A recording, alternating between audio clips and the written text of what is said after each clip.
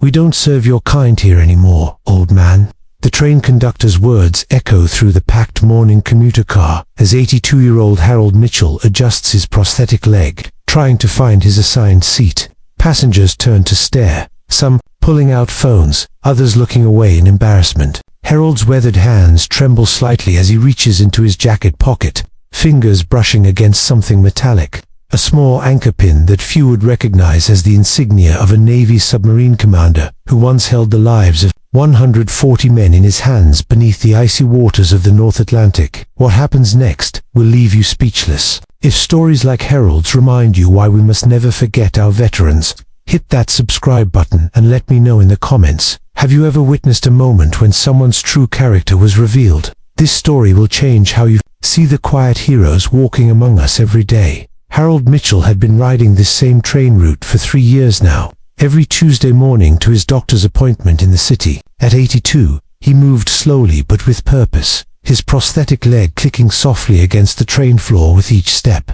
Most days, people barely noticed him, just another old man making his way through life. But today was different. The train was more crowded than usual. Harold showed his ticket to the conductor, a young man in his 30s with slick back hair and a name tag that read Derek. The conductor barely glanced at the ticket before his eyes dropped to Harold's prosthetic leg. "You need to move to the back of the train," Derek said loudly, making sure other passengers could hear. "This section is for paying customers only." Harold looked confused.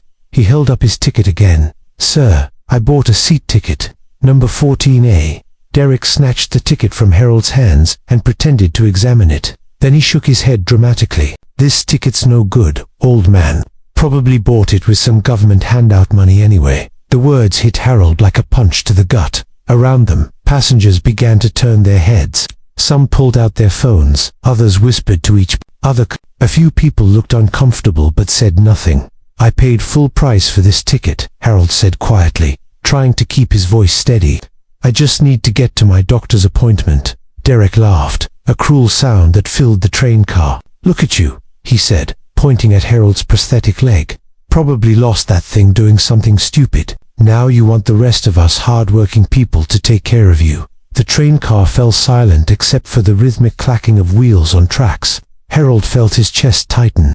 He had faced enemy submarines in the deep ocean, had made life decisions in complete darkness, hundreds of feet underwater. But this public humiliation felt different. It cut deeper. A woman in a business suit shifted uncomfortably in her seat. A teenage boy stopped looking at his phone and stared. An elderly lady clutched her purse tighter. Derek wasn't finished. He stepped closer to Harold, his voice getting louder. "You people are all the same.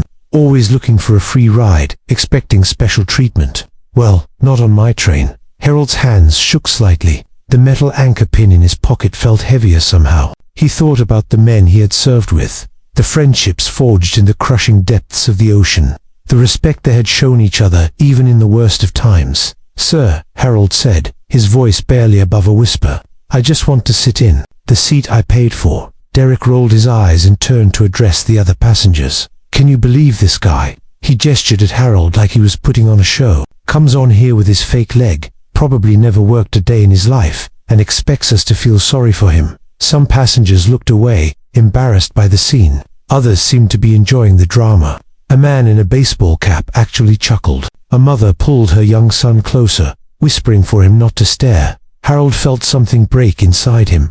Not anger, he had learned to control that long ago, but something deeper, a sadness for what the world had become, for how people could treat each other. "You know what your problem is," Derek continued, now fully performing for his audience. "Your generation thinks the world owes you something. Well, it doesn't. Times have changed, old man." The train swayed as it rounded a curve, and Harold had to steady himself against a seat. His prosthetic leg made the movement awkward, and Derek seized on it immediately. "Can't even stand up straight," Derek announced to the car. "How are you supposed to handle a real seat when you can't even handle walking?" A few passengers laughed. Harold closed his eyes for a moment, trying to block out the sound. He remembered being young once, remembered thinking he knew everything about the world and the people in it. "Listen, Grandpa," Derek said, moving even closer.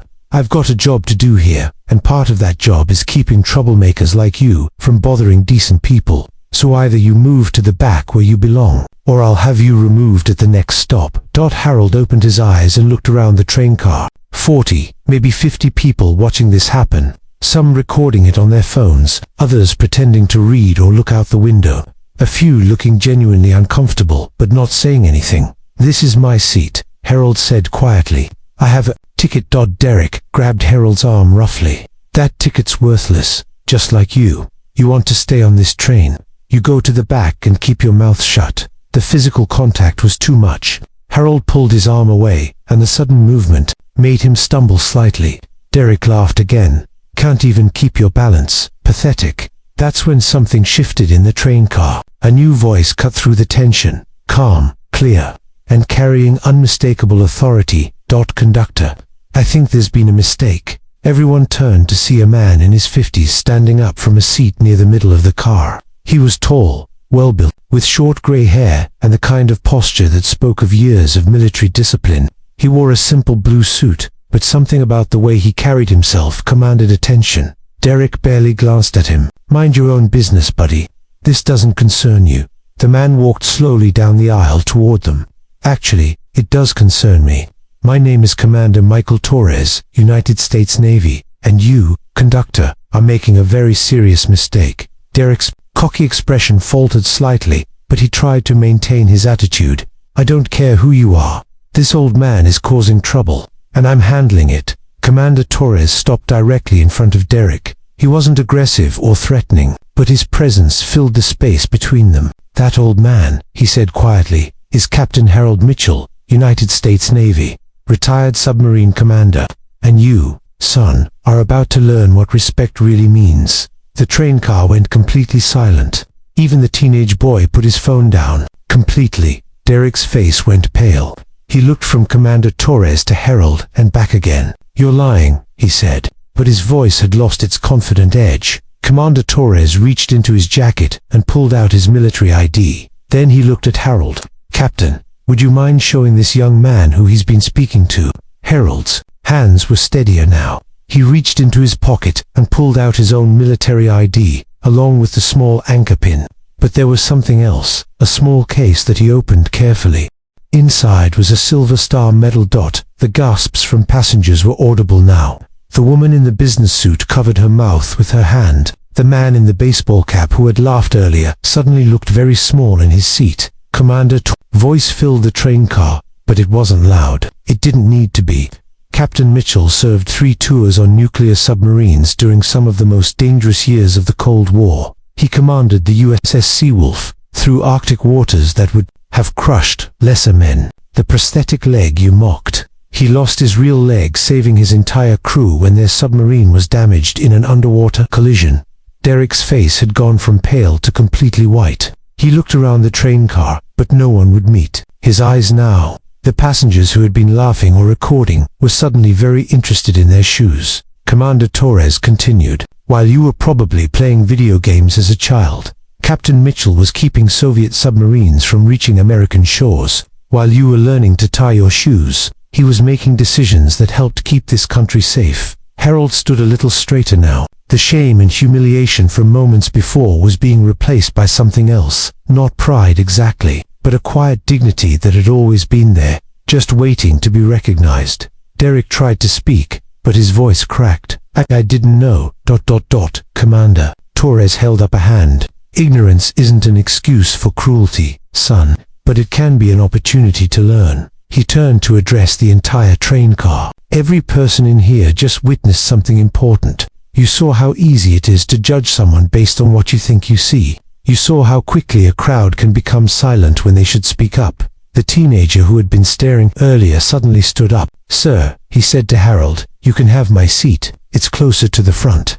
The woman in the business suit stood up too. "Mine as well," she said.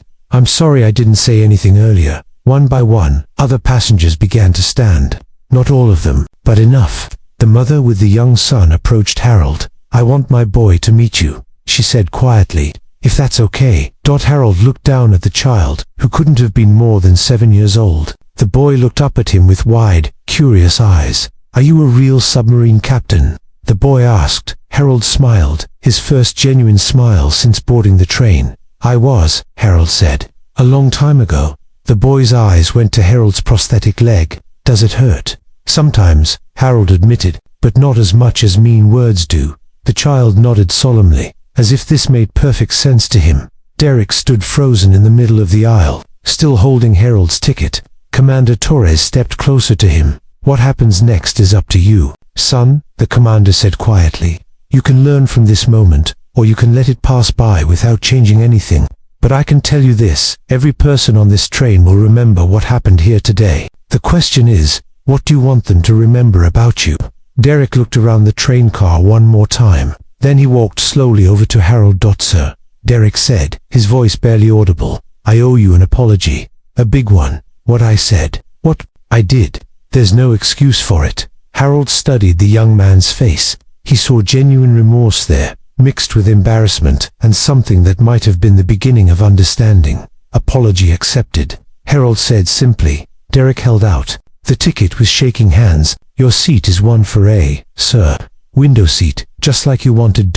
As Harold made his way to his seat, something remarkable happened. The entire train car began to applaud. Not loud, dramatic applause, but the kind of steady, respectful clapping that comes from people who recognize they've witnessed something important. Harold settled into his seat and looked out the window at the passing landscape. Commander Torres sat down across the aisle from him. Thank you, Harold said quietly. Thank you, Captain Torres replied.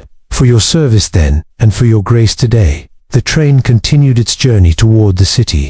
But for everyone in that car, the destination had become less important than the journey itself, and the lessons learned along the way. Derek continued checking tickets, but his demeanor had completely changed. He was polite, helpful, almost deferential. When he reached Harold's seat, he stopped. Captain, is there anything I can get for you? Water, coffee, anything at all? Harold looked up at him. Just Derek doing his job right, Harold said. That's all any of us can ask for. As the train pulled into the city station, passengers began gathering their belongings. The teenage boy approached. Harold, one more time, sir. He said, I made a video of what happened, but I'm going to delete it. Some things are too important to turn into internet posts. Harold nodded approvingly. That shows wisdom beyond your years, son. The train came to a stop, and people began filing off. But they moved differently now, more carefully, more thoughtfully, as if they were carrying something precious with them. Harold was among the last to leave. As he stood up, Derek appeared at his side. Captain, Derek said, can I help you with anything? Harold smiled. I think I can manage, son. But thank you for asking. As Harold walked down the platform toward his doctor's appointment, his prosthetic leg clicked against the concrete with the same rhythm it always had. But somehow, the sound seemed different now. Not like something broken or damaged, but like the steady, reliable cadence of a man who had served his country with honor and continued to move forward with dignity, one step at a time. Behind him, the train prepared for its return journey. But everyone who had been in car 3 that morning carried something new with them, a reminder that heroes don't always look the way we expect them to, and that respect, once lost, can sometimes be found again.